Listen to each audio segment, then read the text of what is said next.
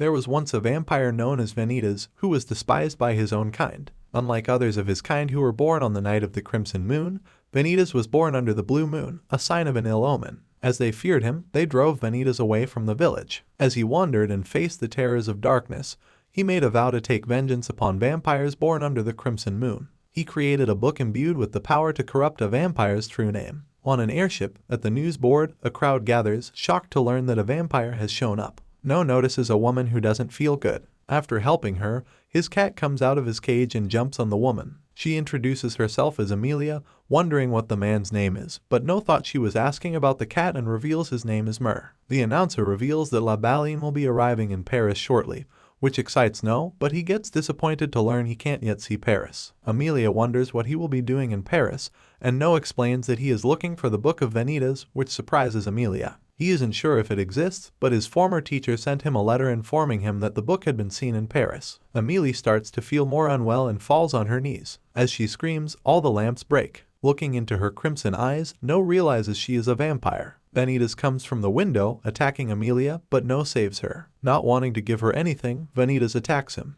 No dodges his attacks while holding Amelia. However, having no choice, he tosses Amelia in the air and then punches Vanitas, sending him flying, and then runs with Amelia. As Vanitas gets up, he realizes that No is also a vampire. Amelia feels colder and colder. She finds herself in an inner world filled with flowers. A shadowy figure asks her if she will give him this place and her true name. A shadow then starts spreading, corrupting the world and turning it into darkness. Amelia then bites No by the neck and starts drinking his blood. He pushes her away, but feeling warmer, she wants more blood. As black blood starts dripping from her eyes and chest and shadow briars appear, she attacks No, who realizes he can't move due to poison from her bite. Vanitas arrives in time and pushes her away. Seeing the black blood and shadow briars, he realizes her malnomen is Eglantine, the prison of briars. As he takes out a book, No recognizes it as the Book of Vanitas. As he uses the book, the shadowy briars start to disintegrate. As Amelia turns to normal, Vanitas states her true name is Floral. She is the one who guides spring. The airship guards arrive, chasing the intruder, Vanitas. Wondering what to do, Vanitas tells them that if they mess with him, they will be in a world of pain. But in that moment, a small cement block breaks and falls on his head, causing him to lose balance and fall from the airship from a crack in the wall. No immediately jumps after him and grabs him. As they fall, he sees the blue moon and recalls a time with his teacher and how No told him that he finds the blue moon beautiful. They end up falling into a building and surviving.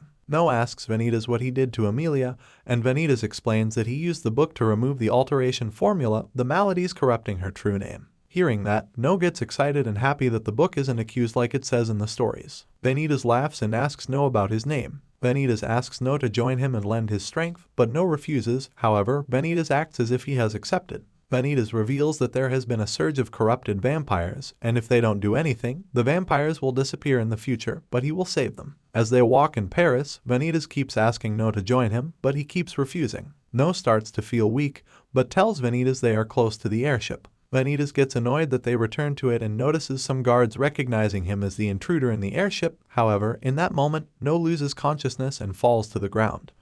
No wakes up in a cell with Vanitas and wonders why they are there. Vanitas explains that No was poisoned by Amelia and had lost consciousness. No still can't understand why he is also in prison, as Vanitas was the criminal, and Vanitas explained that he told the police that they were partners in crime. As No realizes his wallet is missing, Vanitas explains that all their belongings were confiscated, including the Book of Vanitas. No gets upset, wondering why Vanitas isn't worried, as his master told him to assess the book's true nature. A guard comes and releases No and Vanitas and hands them an invitation from Count Orlock. Vanitas offers to show No around, and No agrees. Reaching the gallery, Vanitas comments that after the war with humankind, the vampires were forbidden to attack humans. Most left beyond the barriers, but some remained to live among the humans. The queen had appointed a vampire to maintain the balance between the vampires and the humans in Paris, and that is Parks Orlock. As Vanitas opens the door to Orlock's office, his servants point their claws at him, stating that he should have knocked. They see their belongings, but the book is missing. Vanitas tells Orlock that he wants the book and Amelia back. Orlock comments that curse bearers cannot be allowed to live, and they will eliminate her themselves. No disagrees and states that he saw Vanitas heal her using the book, but Orlock doesn't believe the book works. Vanitas laughs and guesses that he stole the book, but doesn't know how to use it. Vanitas reveals that he is trying to save the vampires, but they don't believe him. No recalls his childhood when Mina became a curse bearer and Louis told him that there was no other way than to kill her. Angry, No kicks Orlock's desk and takes the book, proposing that he and Vanitas capture the curse bearer rampaging in the city, and Vanitas will use the book in front of them. Orlock agrees and gives them a day. Coming out of the gallery, they meet Dante, who then starts to argue with Vanitas, as Vanitas blames him for leaving Amelia, while Dante states that payment didn't require protecting the target. Vanitas reveals that he often works with Dante, but now has a new partner and he will no longer need him. Dante states it's a shame as he just found the murderer, and Vanitas quickly changes his mind and even bows at Dante. Dante gives them a bat that will lead them to his comrade, who is tailing the killer. No takes Vanitas and heads after the bat. While following the bat, Vanitas comments that Thomas Bernu is the killer, a vampire who came from beyond the barrier 2 months ago. As they reach him and see Thomas attacking Dante's comrade, Rich, No quickly immobilizes Thomas, while Vanitas uses the book to paralyze him. Luca and Jean appear, with Luca being impressed by Vanitas. While commenting it may be ill-mannered, Luca asks Vanitas if he can give him the book, but Vanitas refuses as it isn't a plaything for brats. Jean then gives off a scary aura, surprising Vanitas and No. Luca believes that Vanitas is using the book to make more curse bearers and wishes to destroy the book as there is someone dear to him who suffers the curse. Vanitas states he is a doctor and can examine that person, but Luca refuses to take him to his big brother. As the talk seems pointless, Jean attacks Vanitas,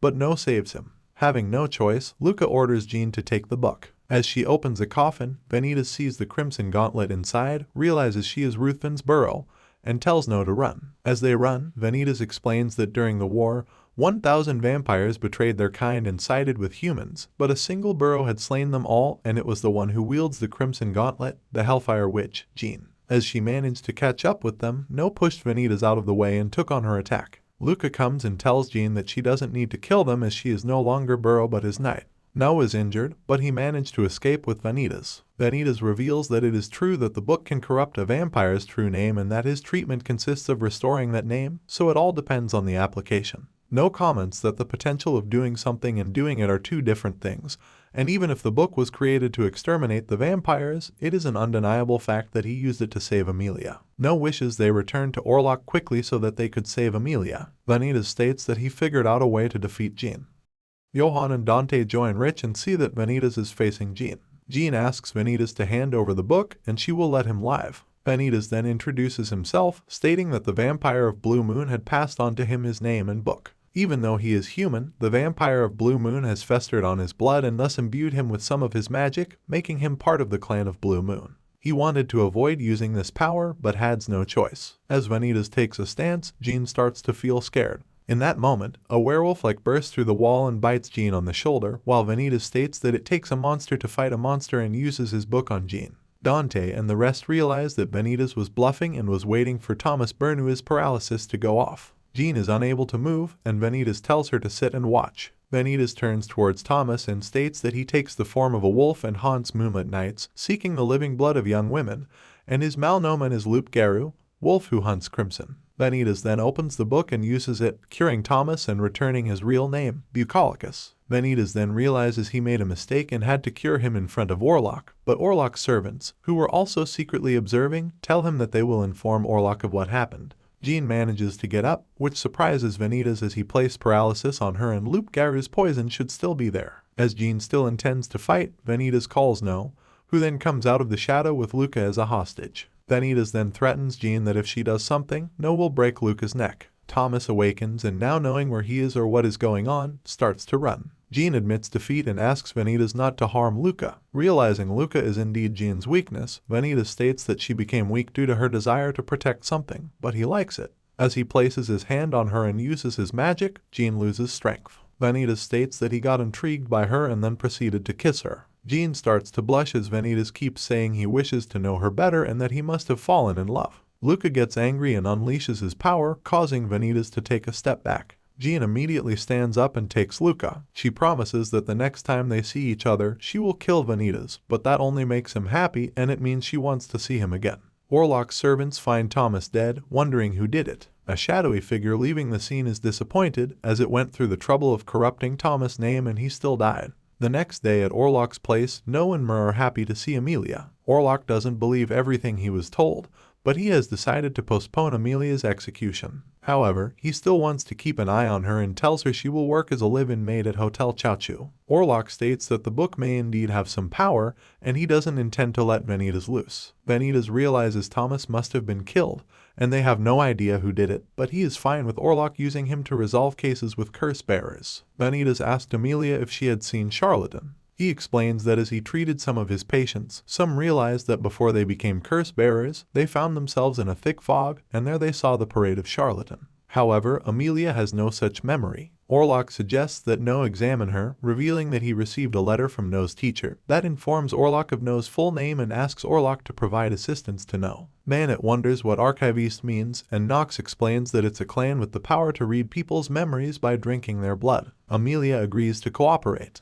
No then bites her on the arm and drinks her blood. No manages to find the memory in which Amelia finds herself in a thick fog, and the parade of Charlatan begins. She attempts to run, but Charlatan catches up to her and takes her name. No tells everyone that he saw Charlatan and is sure that he corrupted her name and wishes to have him pay. A woman then enters the room, stating that she heard the entire story and revealing that No is her fiancé. No denies it and introduces her as Dominique, a childhood friend. No reveals that her grandfather is his teacher. Dominique then puts a chain around No's neck, stating she will borrow him for a bit, and that he needs to escort her to a masquerade ball. As they leave, Dominique reveals that Lord Ruthven will be there, and there are rumors of him conducting his own research on curse bearers. She takes him to the barrier, a product of an experiment gone wrong long ago, a spatial distortion linking this world to Altus, the vampire's world. As they enter the barrier, Vanitas comes running and joins them. As they go through, No says that humans shouldn't cross the barrier, but Vanitas states this isn't his first time, and he learned he can cross it as long as he is touching a vampire. Dominique wonders why Vanitas came, and he states it because she wanted to separate him and No, which she confirms.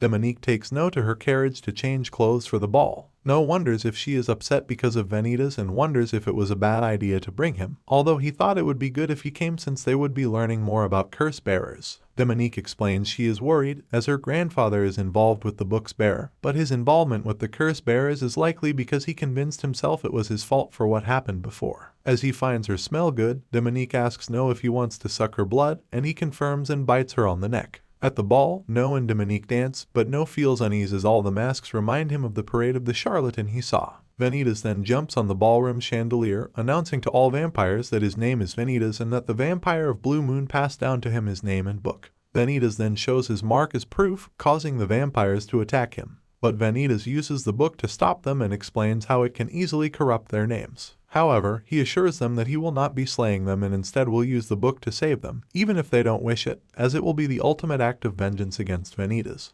Vanitas then calls all the curse bearers to come and states he will heal them, but that only annoys the vampires, as they think the book is the cause of their appearance as the curse bearers. Veronica appears and wonders why a human is there, as his stench will make her nose fall. Veronica then prepares to kill Vanitas, but Jean cuts the chandelier and grabs Vanitas in an instant. Veronica tells the vampires to hunt down and kill the human. No wonders why Jean saved Vanitas, and Luca explains that it was because he told her he wanted to meet them again. Luca then apologizes for the other day as his temper got to him. No then comforts Luca and wishes they would go look for Vanitas. On a terrace, Vanitas is happy to see Jean again, but he sees she isn't doing well and has a desire to suck blood, making him wonder if she is a curse bearer. Meanwhile, a song is heard and multiple curse bearers appear and start attacking other vampires. No and Luca get attacked by two curse bearers, and No starts fighting them while protecting Luca. Vanitas offers his blood to Jean in order for her to be able to help Luca. Thinking of Luca and unable to resist, Jean bites Vanitas and drinks his blood, who also ends up enjoying it. No asks the curse bearers who they are, and they state they are charlatan, with No confronting Monsieur Spider following the appearance of Malnoman during the bal masque. After a brief exchange of blows, Nina appears from Monsieur Spider's body. No immediately recognizes her as the party responsible for the spread of Malnoman and makes to attack her, but is instead taken by her power and experiences a flashback. The teacher tells No that he must never let anyone take his true name, as it gives shape to who he is and is basically his very life. As Charlatan is about to take No's true name, Vanitas steps in and pushes him away. One of the men tries to attack Luca, but Jean comes bursting through the wall, stopping him. Luca asks Charlatan what his goal is and what he wants. One of the men refers to Charlatan as Nina, stating that they have been there for too long and the Queen's fangs will soon hear about them. Disappointed, Charlatan screams, which calls the curse bearers. While No and the rest deal with them, Charlatan tells No that he got interested in him and then escapes through the balcony. Luca and Jean jump after Charlatan. Dominique comes and tells No that the hall is full of curse bearers, and those that blacked out are driven mad by the curse bearers' voices. Vanitas states the malnomen dissonance, the beastly orchestra, a rare malnomen occurring when those afflicted with maladies gather together. As Vanitas believes he can save them, Dominique decides to protect him until then. As they go to save the curse bearers, some of the vampires believe it was Vanitas who turned the others into curse bearers and attacked him, but No protects him. Vanitas and No find the last curse bearer, Catherine, a young girl to whom Vanitas showed some magic tricks. However, as he sees her, Vanitas states that it's too late for her as her flesh is already corrupted. Catherine asks them to kill her before she kills her little sister too. Vanitas pushes No aside and proceeds to use the book to kill Catherine. No questions him why, but Vanitas states that he said from the beginning that he would do as he pleased and save the vampires. Veronica, who previously restrained Dominique, shows up and attacks Vanitas and No, but they manage to escape to the hall. Even though she wears a mask obscuring her vision, Vanitas is impressed by Veronica's eyes, also known as the Queen's fangs. She tells him that a mortal shouldn't use her name so lightly and then freezes the ground in Vanitas' legs. As the ice starts to cover Vanitas and Veronica, laughing that she will shatter him in front of Dominique's eyes, Ruthven shows up and breaks her mask, telling her not to use such an unbecoming display of power. Veronica states that he is late, and Ruthven explains that his carriage was attacked and it took him time to find another. Ruthven wonders what happened here, and Veronica tells him that Vanitas is from the clan of the Blue Moon. Soon after he revealed his clan mark, several curse bearers appeared, and Veronica believes he used the book to spread the curse. Ruthven approaches Vanitas and asks him if this is true and if he killed Catherine, and Vanitas confirms that he killed the girl. Ruthven then raises his hand and showcases a malicious aura. No jumps in between them, telling Ruthven to not lay a finger on Vanitas and that they shouldn't blame him for what happened. No then realizes he blamed Vanitas for Catherine's death. Ruthven then laughs and apologizes, stating that No is correct. He introduces himself, stating that he serves the Queen and is a member of the Senate. Luca enters the hall, seeing his uncle Ruthven, who then melts the ice. Luca wonders what he will do with No and Vanitas, and Ruthven states he will take them under his wing, telling Veronica that anyone who harms them will be considered an attack on Ruthven, and they will suffer the consequences. No then starts to lose consciousness, but wants to apologize to Vanitas. He dreams of his teacher, where he explains that he wishes to apologize to Vanitas for pushing his hopes and ideals on him. No later wakes up and finds Vanitas at the bell tower. He asks him what happened after that, and Vanitas states that Ruthven diffused the situation, and they are now his guests. No wonders why Vanitas is mad and if there is something he wishes to tell him, but Vanitas denies it. No asks Vanitas what he meant by saying that he was doing this as an act of vengeance, but Vanitas states it was a lie, as he thought no vampire would pay him attention unless he said something like that. No doesn't believe it, and he understands why he looks like he gave up on something. Angry, Vanitas draws out his blade, but No stops him. Vanitas tells him not to assume things about him and that he doesn't want anything to do with him anymore. No states that he doesn't need to listen to him as he doesn't like him and thus has no intention of following his orders or assisting him in any way. The bell then rings, causing ringing in their ears and making them unable to hear each other. As it stops, No wishes to know what he means by salvation. No tells Vanitas that he is intrigued by him and wishes to see his labors and their outcome. Even if Vanitas refuses to, No will do as he pleases and will remain by his side. Vanitas laughs, stating that he doesn't care. No then apologizes to Vanitas but doesn't explain why. Thank you for watching. If you want to continue this anime, start with episode 7. Please don't forget to subscribe.